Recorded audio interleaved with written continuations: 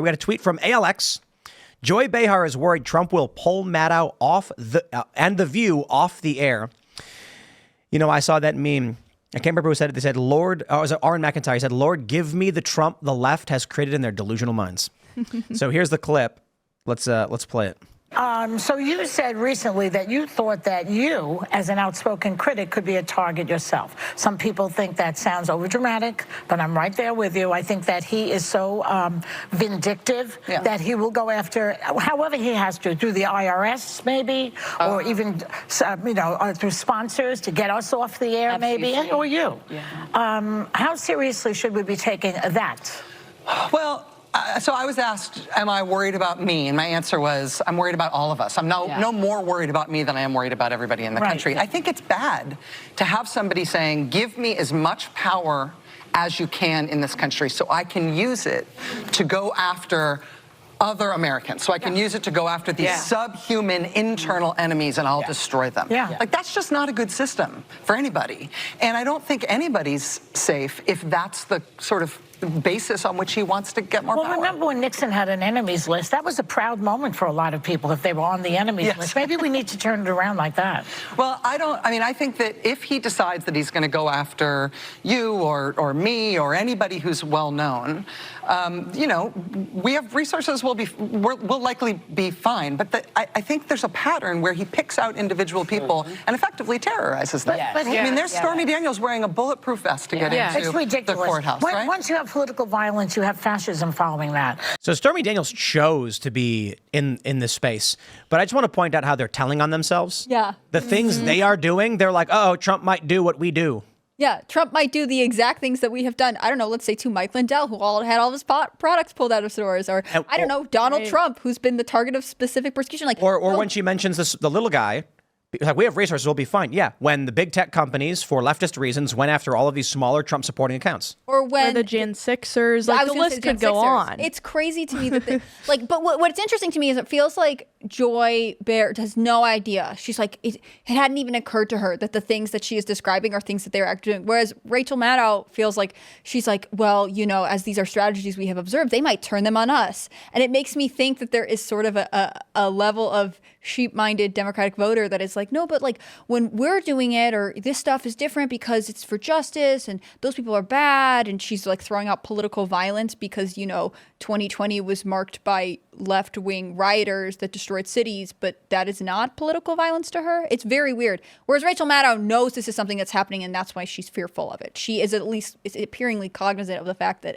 she is describing things that her side, so to speak, is actively already doing. Yeah, and I think clips like this have started to become more common in the past 2 weeks. I honestly think this is them sweating. They see that we're seeing through the lies. They know what's coming, and they're fearful of it, and they're trying their best to, position themselves and defend from attacks and spin. But at the end of the day, I think they know that MAGA is an unstoppable force, and it's a popular one, and they're up against a real fight, and they're freaking out because their lies are about to come crumbling down. I thought it was interesting when Joy was like, we're talking about a list. She said, oh yeah, Nixon had lists of people that maybe we should go ahead and do that before they do that to us. She's saying Nixon had an enemies list, and it was like honorable to be on it. So maybe we should consider it being a privilege and an honor to be deemed an enemy. Oh, I see. Okay. Rather, she's not saying to create an enemies list. No, they already got him.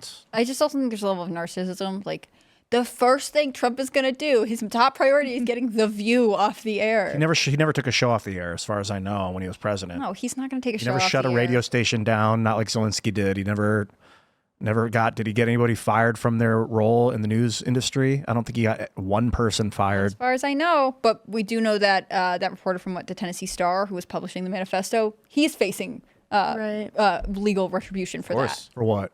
He was publishing Audrey Hale's manifesto, and she's the shooter from the Christian school shooting, or Covenant School, and he is now facing legal consequences for this from the local government. So what you're saying is that the government does go after journalists, just left-wing governments? It's crazy. I think what Don would do, Donald Trump, is he would go personal at people he didn't like. He wouldn't be like, from the power invested in me, I'm stripping you of your wealth and putting you in prison for these. He would just be like, you're fat. Deal with it.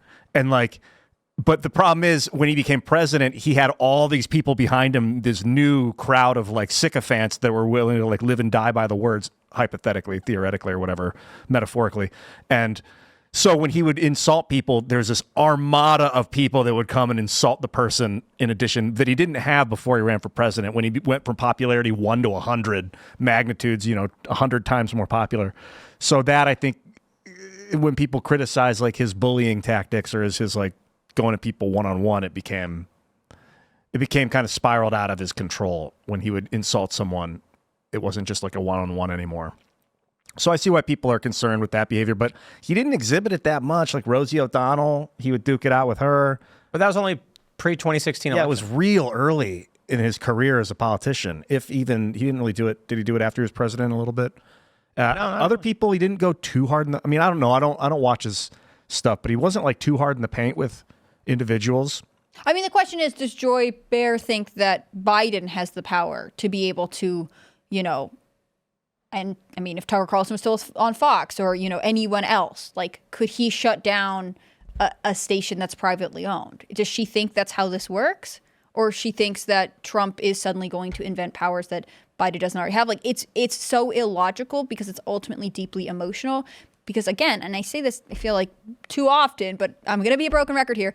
All of this is just fear-mongering, right? Democrats don't have anything positive to run on, so they have to run on fear-mongering and compliance. They need their voters and their base to be so scared that they will leave their houses and go to the polls. I think that they shut down Parler. I don't know exactly what the order of requests was was it on Amazon Web Service? Parler was hosting on Amazon Web Service, and then the administration came in and was like, we don't like what Parler's happening on Parler, so pull it. And Amazon was like, we'll pull it because we don't want to get screwed over by the U.S. government. So they colluded with the U.S. government. I don't know who exactly, but this is the story I've been told. So that's like Biden overseeing an administration that shuts down a media company. Like, that's the fear of what Trump is going to do to the View, is like what Biden did to Parler. So you're staring in the mirror. It's looking right at you guys, Joy and Rachel. And if you're pretending not to see it, that's a painful way to live. I'm not super familiar with what happened with Parler, but again, I know that there are all kinds of federal and state level agencies that go after groups that discuss things that make left-wing politicians uncomfortable. And so I think that this is the reality that we're in. Like, they know this is already happening and they're trying to say, oh, it's the other side. Like, it bothers me so much so they had that statement that the Kamala Harris campaign, when it's really the Biden-Harris campaign, released after Trump was convicted in New York. And they were like, well, he really is a felon and this, that, and the other. And, but the other side is talking about political violence. I have never, ever heard of it. I don't know what they're talking about, but always, always, always the left is warning us that apparently conservatives are planning political violence.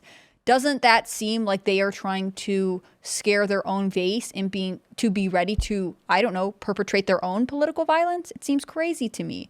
I get tired of the fear-mongering because I think, again, it is damaging long-term to the American public psyche. I think it's bad for Americans to live in fear, and I think they should be encouraged by a leadership that says, like, we are able to work through our differences and we are able to come to compromise when we have a strong culture that we all believe in and participate in. And that's not the message that the Democratic Party sends. And the fear, living in fear, it's bad for people's cortisol, their endocrine systems are all messed up, their decision-making is terrible. But also when there's something that comes along that's actually legitimately reasonable to be afraid of, like nuclear war with Russia or something, people are so muted and desensitized to the fear. You're unable to weigh what's really dangerous. You also aren't able to build community, right? If you think your neighbor is out to get you because they fly the American flag and you fly the pride flag, then you are probably always driving down the street thinking they're bad, they're judging me, this, that, and the other. Like, you are living in a way that does not draw you to other people.